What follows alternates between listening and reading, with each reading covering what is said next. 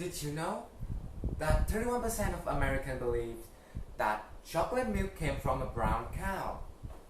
Hi, I'm Living Ming, or you can call me the supreme leader of truth, who shall not lie to you, and 100% you can believe in, and do not have to reconfirm any of the information that I gave you.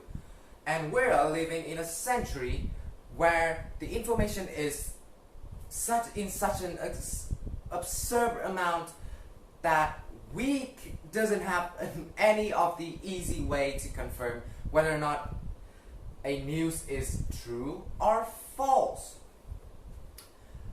Now, with tools developed such as internet and social media, the amount of news that get posted every day in around the world is in the amount that we have never had before.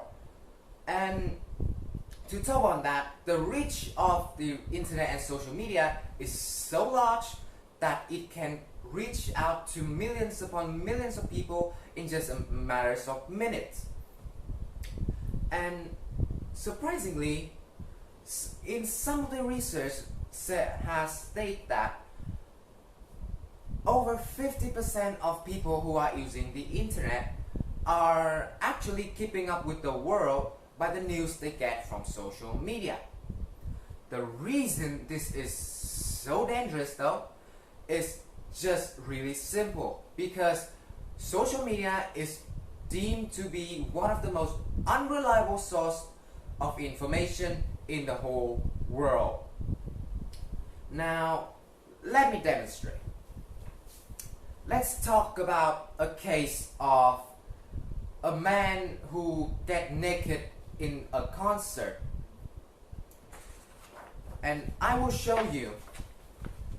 This is a normal platform for news with a good picture and reliable source talking about how he was captured by the guards just minute after he get naked, and how he was charged a tons of money. And this is how the social media portrayed him, with a headline, "Man show his big ass in front of millions of people." Now, that's the news that I would like to read. How we can combat from this is not really the hardest, honestly.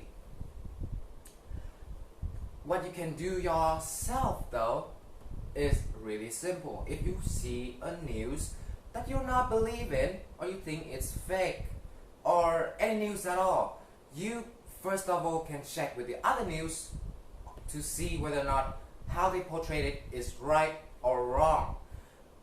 And you can research on the source of the real news, on what the actual source is, what the actual context is. Or you can go one more step further and research into the reliabilities of the publisher of that news. Now, the thing is that is just how you can do to change how you see a fake news, not actually how to change fake news altogether. And for that, I believe that we need a different perspective to look at this. In horizontal.